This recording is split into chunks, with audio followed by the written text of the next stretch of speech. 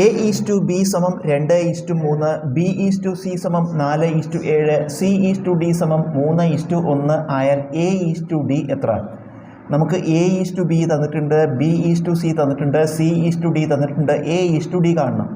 A:B 2:3 ആണെങ്കിൽ A/B 2/3 എന്ന് എഴുതാം. A/B സമം 2/3. അതുപോലെ തന്നെ B/C സമം 4/7 എന്ന് എഴുതാം. B/C സമം 4/7. അതുപോലെ C/D സമം 3/1. C/D സമം 3/1. ഇത് 3 സമവാക്യങ്ങളാണ്. ഇതൊരു സമവാക്യം, ഇതൊരു സമവാക്യം, ഇതൊരു സമവാക്യം. ഈ 3 സമവാക്യങ്ങളുടെയും സമത്തിൻ്റെ ഇടതുവശത്തുള്ളത് ഗുണിക്കുക. സമത്തിൻ്റെ ഇടതുവശത്തുള്ള എല്ലാതും തമ്മിൽ ഗുണിക്കുക. ഇവിടെ ഇടതുവശത്ത് എന്താണ്? A/B ഇൻറ്റു ഇതിൻ്റെ ഇടതുവശത്ത് എന്താണ്? B/C ഇൻറ്റു ഇതിൻ്റെ ഇടതുവശത്തോ C/D സമം. ഇപ്പം നമ്മൾ സമത്തിൻ്റെ ഇടതുവശത്ത് എല്ലാം ഗുണിച്ചു. ഇനി സമം എന്നിട്ട് സമത്തിൻ്റെ വലതുവശത്തുള്ളത് ഗുണിക്കുക. ഇവിടെ എന്താണ്?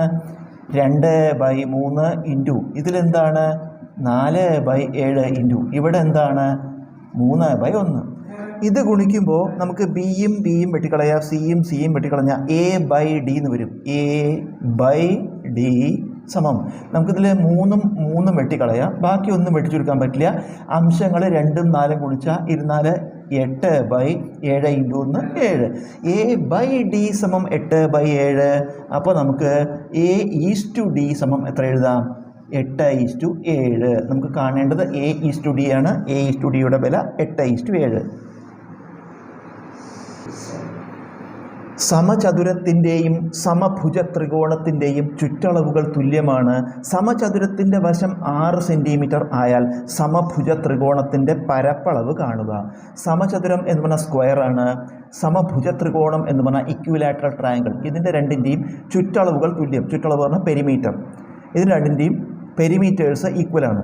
സമചതുരത്തിൻ്റെ ഒരു വശം നമുക്ക് തന്നിട്ടുണ്ട്. സമചതുരത്തിൻ്റെ ഒരു സൈഡ് 6 സെൻറ്റിമീറ്റർ ആയാൽ സമഭുജ ത്രികോണത്തിൻ്റെ പരപ്പളവ് കാണണം. ഇക്വിലാറ്ററൽ ട്രയാങ്കിളിൻ്റെ ഏരിയയാണ് നമുക്ക് കാണേണ്ടത്.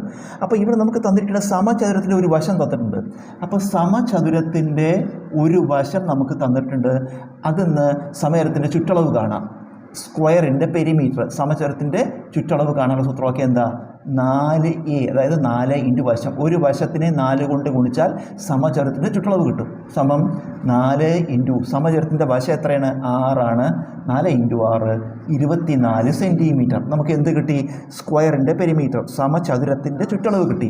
ഇവിടെ എന്താ പറയുന്നത്? സമചതുരത്തിൻ്റെയും സമഭുജ ത്രികോണത്തിൻ്റെയും ചുറ്റളവുകൾ തുല്യം.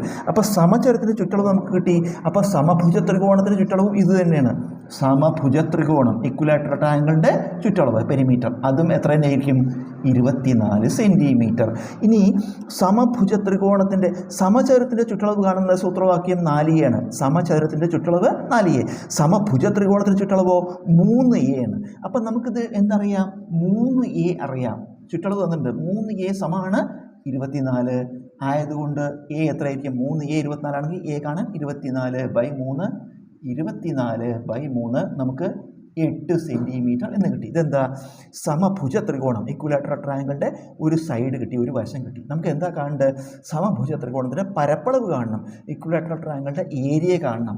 ഇക്വിലാറ്ററൽ ട്രയാങ്കിളിൻ്റെ ഏരിയ കാണുന്നുള്ള സൂത്രവാക്യം √3/4a² എന്നാണ്. ഇതിൽ വില കൊടുക്കുക നമ്മൾ √3/4 ഇൻറ്റു a പറഞ്ഞ വശമാണ്, വശത്തിൻ്റെ സ്ക്വയർ. വശം നമുക്ക് കിട്ടി 8 ആണ്. അപ്പോൾ A² എന്നുള്ളത് നമുക്ക് എന്ത് എഴുതാം? 8 ഇൻറ്റു 8 സമം നമുക്കിതിൽ ഒരു 4ഉം ഒരു 8 വെട്ടി ചുരുക്കിയ 2 എന്ന് വരും. 2 ഇൻറ്റു 8 16√3. അപ്പോൾ സമഭുജ ത്രികോണത്തിൻ്റെ ചുറ്റളവ് എത്രയാണ്? 16√3 സെൻറ്റിമീറ്റർ സ്ക്വയർ. 2 സംഖ്യകൾ തമ്മിലുള്ള അംശബന്ധം 2:5. സംഖ്യകളുടെ തുക 350. സംഖ്യകൾ തമ്മിലുള്ള വ്യത്യാസം കാണുക. നമുക്ക് 2 സംഖ്യകൾ തമ്മിലുള്ള അംശബന്ധം അല്ലെങ്കിൽ റേഷ്യോ തന്നിട്ടുണ്ട്. എത്രയാണ്? 2:5. ആ നമ്പേഴ്സിൻ്റെ സമ്മ് തന്നിട്ടുണ്ട്. എത്രയാണ്? 350. നമ്മളെന്താ കാണേണ്ടത്? ആ നമ്പേഴ്സ് തമ്മിലുള്ള ഡിഫറൻസ് കാണണം.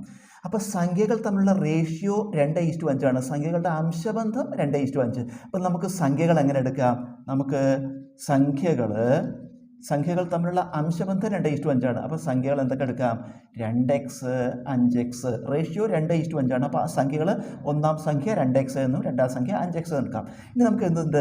തുക തന്നിട്ടുണ്ട്, സം തന്നിട്ടുണ്ട്. അപ്പോൾ ഇത് തമ്മിൽ ആഡ് ചെയ്ത് കൂട്ടുക. തുക എത്രയാണ്? 350. 2x പ്ലസ് 5x സമം 350 കൂട്ടുമ്പോൾ എത്ര വരും? 2x 5x 7x സമം 350. 7x സമം 350 ആണെങ്കിൽ എക്സ് എങ്ങനെ കാണുക? 350/7 350/7 ഹരിക്കുമ്പോൾ 5 7 35 ഒരു 0. നമുക്ക് എക്സിൻ്റെ വില കിട്ടി 50. അപ്പോൾ നമുക്ക് എന്തെഴുതാം? സംഖ്യകൾ കാണാം. ഇത് എക്സിൻ്റെ വിലയാണ്. സംഖ്യകൾ എന്തൊക്കെ? 2x 5x. അപ്പോൾ 2x പറയുമ്പോൾ നമുക്ക് എന്തെഴുതാം? 2 × 50. അടുത്തത് 5x എങ്ങനെ എഴുതാം? 5 × 50. 2 × 50 100, 5 × 50 250. നമുക്ക് എന്ത് കിട്ടി? സംഖ്യകൾ കിട്ടി. എത്രയൊക്കെയാണ്?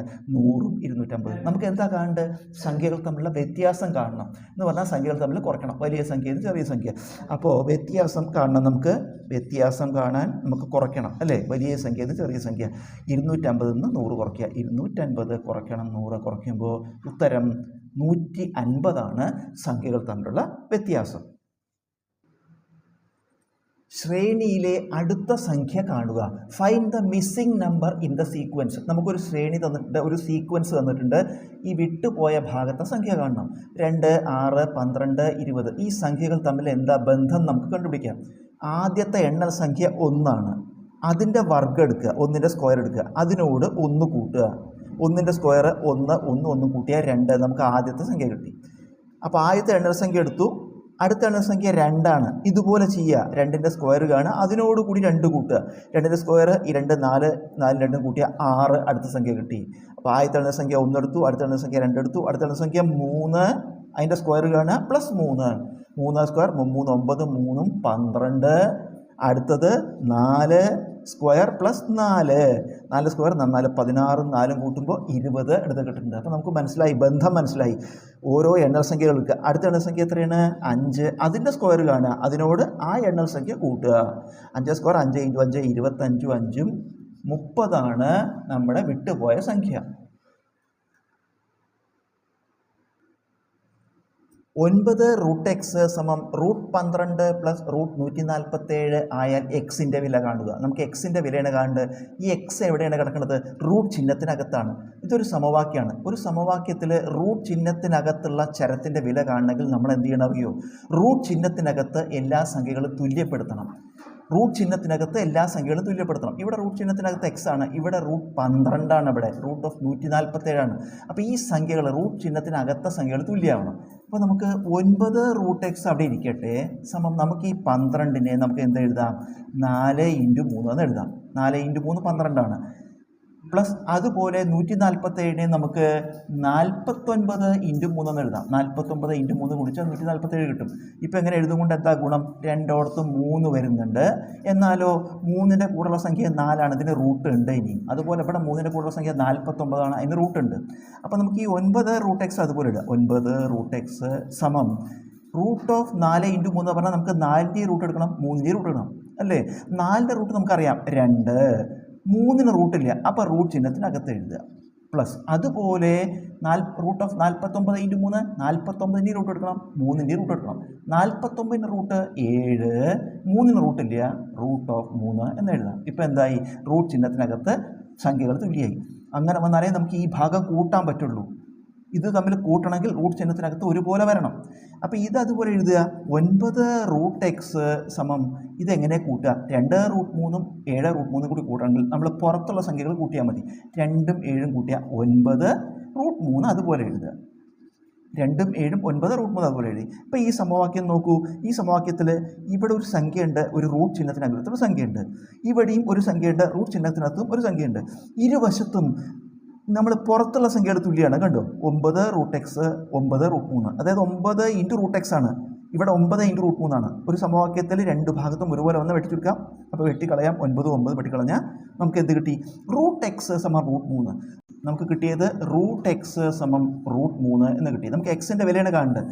എക്സിൻ്റെ വില കാണണമെങ്കിൽ ഈ റൂട്ട് ചിഹ്നം പോകണം. എക്സിൻ്റെ വില കാണണമെങ്കിൽ റൂട്ട് ചിഹ്നം പോകണം. റൂട്ട് ചിഹ്നം പോകാൻ നമ്മൾ എന്ത് അറിയോ? ഇതൊരു സമവാക്യമാണ്. ഇരുവശത്തും സ്ക്വയർ ചെയ്താൽ മതി. ഇരുവശത്തും വർഗ്ഗം കാണുക. അപ്പോൾ നമുക്ക് എന്ത് എഴുതാം? √x² സമം അതുപോലെ ഇവിടെ √3 ഹോൾ സ്ക്വയർ. കാരണം നമുക്ക് എക്സിൻ്റെ വിലയാണ് കാണേണ്ട, എക്സിൻ്റെ വില കാണണമെങ്കിൽ റൂട്ട് ചിഹ്നം പോകണം. അതിനാണ് ഇത് എഴുതിയിട്ട് സ്ക്വയർ ഇട്ടു, അതുപോലെ വലതുവശം എഴുതിയിട്ട് സ്ക്വയർ ഇട്ടു.